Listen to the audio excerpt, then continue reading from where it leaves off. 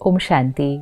पिछले 9 दिनों से हम डिविनिटी का आह्वान कर रहे हैं, शक्ति का आह्वान कर रहे हैं और दिव्यता को और शक्ति को इमर्ज करने के लिए हमने सात्विक जीवन, पवित्रता, अवेकनिंग, एक नए सोचने का तरीका, एक नया जीवन जीने का तरीका, जागरण, ये सब कुछ हम करते हैं। ये सिर्फ 9 दिन नहीं, लेकिन ये तो एक जीवन जीने का तरीका है। अगर आत्मा अपने अंदर की डिविनिटी और आत्मा अपने अंदर की पावर्स को इमर्ज करना चाहे तो फिर प्योरिटी 9 दिन क्यों, और सात्विक आहार 9 दिन क्यों, और कमज़ोरियों से जागरण सिर्फ 9 दिन क्यों। ये 9 दिन एक रिमाइंडर होते हैं। फेस्टिवल्स जो आते हैं वो हमें जगाने के लिए आते हैं। फेस्टिवल को एक अलार्म की तरह देखते हैं। जैसे हम एक मॉर्निंग अलार्म लगाते हैं तो मॉर्निंग अलार्म हम फिक्स कर देते हैं, तो जब वो सुबह बजता है तो 3 ऑप्शंस होते हैं। या तो अलार्म बजे और हम उठ जाते हैं, दूसरा अलार्म बजे और हम उसको बंद कर देते हैं, और तीसरा ऑप्शन होता है हमें अलार्म की ज़रूरत ही नहीं है, हम अपने आप उठ जाते हैं। इसी तरह जो त्यौहार आते हैं वो एक मॉर्निंग अलार्म की तरह हैं, वो बजते हैं। मतलब 9 दिन देवियों के आए, नवरात्रों के आए, अलार्म बजा। किस बात का अलार्म बजा? जीवन को बदलो, जीवन जीने का तरीका बदलो, जागरण करो अज्ञान की नींद से, सात्विकता को अपने जीवन में लेकर आओ। अलार्म बजा। ये अलार्म बजने के बाद अब हम क्या अलार्म बंद करके उसकी ट्यून को सुनकर वापस सो जाएंगे, या अब हम जाग जाएंगे? और फिर हर साल हमें अलार्म बजाने की ज़रूरत नहीं पड़ेगी, क्योंकि एक बार जाग गए तो हमें अलार्म की ज़रूरत नहीं पड़ेगी, हम जगे रहेंगे। और जब हम वो करेंगे, जब जीवन में ये प्योरिटी और सात्विकता 9 दिन नहीं लेकिन एक जीवन जीने का तरीका बन जाएगी, तो फिर रावण मर जाएगा। और इसीलिए 9 दिन के बाद 10वें दिन दशहरा आता है। दशहरा आना मतलब रावण का खत्म होना। आज पूरे देश के कोने कोने में रावण के पुतले को जलाया जाएगा। रावण का पुतला एक बार जला दिया तो हर साल जलाने की क्या ज़रूरत है? और सिर्फ हर साल जलाते नहीं हैं, लेकिन हर साल उस पुतले को पिछले साल से थोड़ा सा और बड़ा बनाते हैं। ये किसका प्रतीक है? हमारे अंदर की जो कमज़ोरियाँ हैं, नेगेटिविटीज़, वीकनेसेस, वाइसेस, विकार, ये ईयर बाय ईयर बढ़ते जा रहे हैं। और क्योंकि ये हमारे अंदर बढ़ते जा रहे हैं, ये सृष्टि पर, दुनिया में बढ़ते जा रहे हैं।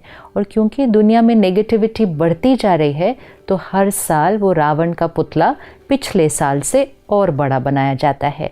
तो इसको दशहरा कहते हैं। रावण हत्या नहीं कहते, रावण वध नहीं कहते। दशहरा मतलब 10 सर को काटना, उतना ही उसका मीनिंग है। तो वो आत्मा के जो 10 विकार हैं उसको काटना है। 10 vices in every soul। Percentage अलग अलग हो सकती है, लेकिन कुछ ना कुछ मात्रा में ये विकार हमारे अंदर हैं। तो काम, क्रोध, लोभ, मोह, अहंकार, ईर्ष्या, द्वेष, छल, हठ, आलस्य, 10 विकार, 10 vices। ये 10 विकार हमारे वो 10 सिर हैं, और इन 10 सिर को हमें ख़त्म करना है। और जब हम डिविनिटी को इन्वोक करेंगे, अपनी पावर्स को इन्वोक करेंगे, तो ये 10 सर ख़त्म हो जाएंगे। तो वो दशहरा का प्रतीक है। अब क्या दिखाते हैं कि श्री राम जी जब एक सर को मारते थे तो वो सर नीचे गिरता था, और फिर थोड़ी देर के बाद एक और सर वहाँ आकर फिर से जुड़ जाता था। तो ये हमें क्या सिखाता है कि एक एक विकार पर काम नहीं किया जा सकता। एक विकार पर वर्क करेंगे, वो सर गिरेगा तो थोड़ी देर के बाद एक और वहाँ आ जाएगा। सारे विकारों का रूट, जो मूल है, वो है बॉडी कॉन्शियसनेस। इसलिए रावण की नाभि पे मारा गया। बॉडी कॉन्शियसनेस जो रूट है, उस पर जब श्री राम जी ने मारा तो सारे सर गिर गए और रावण पूरी तरह से ख़त्म हो गया। तो हमें एक एक कमज़ोरी पर, आजकल हम कहते हैं डर ख़त्म करना है, जेलेसी ख़त्म करनी है, हर्ट ख़त्म करना है, गुस्सा ख़त्म, वो फिर इतने सारे लगते हैं कि देख के डर लग जाता है कि इतने सारे विकारों को हम ख़त्म कैसे करें। एक एक ही ख़त्म करना इतना मुश्किल है। तो इतने सब वाइसेस पे वर्क नहीं करना है। किसी भी चीज़ को ख़त्म नहीं करना है, बॉडी कॉन्शियसनेस को सोल कॉन्शियसनेस से रिप्लेस करना है। और उसी के लिए डेली स्पिरिचुअल स्टडी और मेडिटेशन, मैं आत्मा हूँ, प्योर आत्मा हूँ, परमात्मा की संतान हो, अपने अंदर शक्ति भरते हैं तो एक एक विकार ख़त्म हो जाते हैं। और वो सारे 10 स्तर की अवेयरनेस भी नहीं होती कि हमने एक एक को ख़त्म किया, अपने आप अनुभव होता है कि मेरी ये कमज़ोरी ख़त्म हो गई, मेरी ये कमज़ोरी ख़त्म हो गई, ये आदत इतनी पुरानी थी ख़त्म हो गई। कैसे हुई? सोल कॉन्शियसनेस की प्रैक्टिस से। तो एक बहुत सुंदर मैसेज, एक लर्निंग और उसको जीवन में इम्प्लीमेंट करना।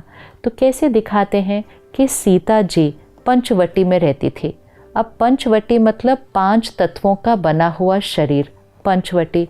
सीता उसके अंदर रहती थी, राम को याद करती थी। मतलब मैं आत्मा सीता हूँ, इस 5 तत्वों के शरीर में रहती हूँ और परमात्मा को याद करती हूँ। तो मैं सीता उस राम की सीता हूँ, परमात्मा की मैं आत्मा सीता हूँ। जीवन जीने का लक्ष्य बहुत क्लियर था, मतलब purpose of life very very clear. तो लक्ष्य मन में हमेशा था, मतलब लक्ष्मण सीता के साथ था। और मर्यादाओं की जीवन हम जीते थे तो वो लक्ष्मण रेखा चारों तरफ बनी हुई थी। तो सीता पंचवटी में रहती, लक्ष्मण साथ था, पर्पस ऑफ लाइफ, और मर्यादाओं की लकीर कि पर्पस ऑफ लाइफ जो होगा उस अनुसार हमारी मर्यादाओं की लकीर थी, मतलब लक्ष्मण रेखा बनी हुई थी। जब तक सीता मर्यादाओं की लकीर के अंदर थी, मतलब पर्पस ऑफ लाइफ को पकड़ के रखा था, what is the purpose of my life, उसको पकड़ा हुआ था और जीवन में प्रिंसिपल्स, वैल्यूज़ और मर्यादाएं थी, सीता हमेशा सुरक्षित थी, हमेशा सुरक्षित थी। लेकिन फिर रावण आया, और रावण को ऐसे 10 सिर के रूप में नहीं आया, वाइसेस ऐसे नहीं एंटर करते हैं। रावण एक बहुत सुनहरा रूप लेकर आया, इतना सुनहरा रूप लेकर आया कि वो विकार दिखा ही नहीं।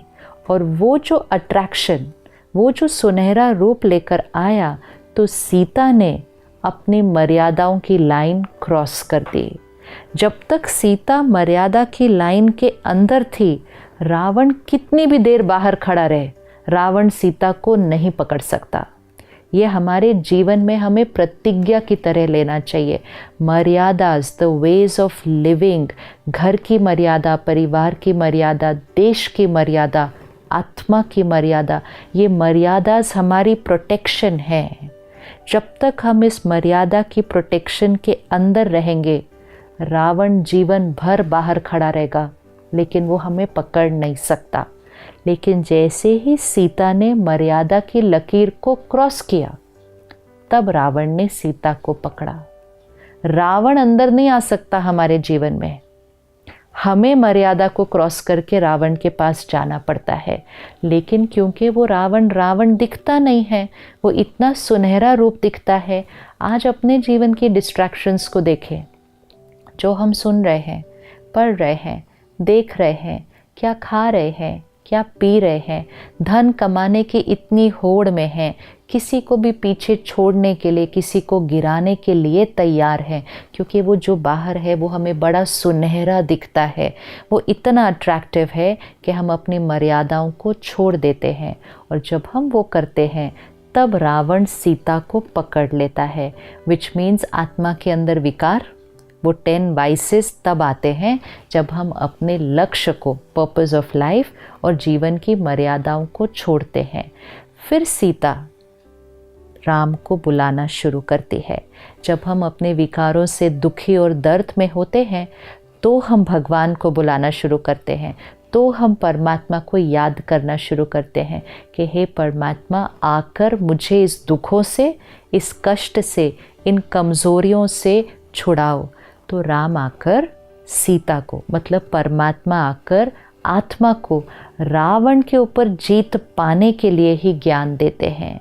तो निराकार परमात्मा कलयुग के इस अंधकार के समय पर, घोर कलयुग पे सृष्टि पर आकर हम सब आत्माएं, जो सारी सीता है, इसमें मेल और फीमेल नहीं, आत्मा सीता है और परमात्मा राम है।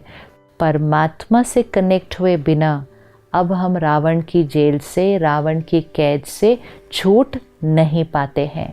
तो परमात्मा आकर सीता को ज्ञान देकर, प्यार देकर, शक्ति देकर उस रावण की जेल से छुड़ाते हैं। तो हम सब ने मिलकर 9 दिन सात्विकता का जीवन बिताया। अब हम इसको आज यहाँ पर नहीं रोकेंगे, अब ये हमारे जीवन जीने का तरीका बन जाएगा। सात्विकता, जागरण। कौन सा जागरण? अपने विकारों से जागरण, और जीवन में पवित्रता, ज्ञान और योग की धारणा, परमात्मा के साथ कनेक्शन, पर्पस ऑफ लाइफ बहुत क्लियर, मन में लक्ष्य स्पष्ट है और मर्यादाओं की रेखा के अंदर है। संयम, जीवन में डिसिप्लिन, वो हमारी लाइन है जिसको हम क्रॉस नहीं करेंगे। परमात्मा के ज्ञान को स्टडी कर उस 8 पावर्स को अपने अंदर इमर्ज करके हम इन 10 सर को पूरी तरह से ख़त्म करेंगे, क्योंकि हम देह भान को ख़त्म कर रहे हैं। त्योहार इतने प्यारे आते हैं कि पहले नवरात्रि आती है, उसके बाद दशहरा आता है, और जब रावण मर जाता है तो जीवन में दिवाली आ जाती है। जीवन में सात्विकता, विकारों को ख़त्म किया तो जीवन सत्युगी बन जाएगा। और सिर्फ हमारे जीवन में दिवाली नहीं आएगी, सृष्टि पर ही दिवाली आएगी। तो divinity, power and finishing of vices is the only way to create Satyug on this planet. वो दिवाली, वो सत्युग हम सबको मिलकर लानी है। दशहरे की बहुत बहुत शुभकामनाएं। ओम शांति।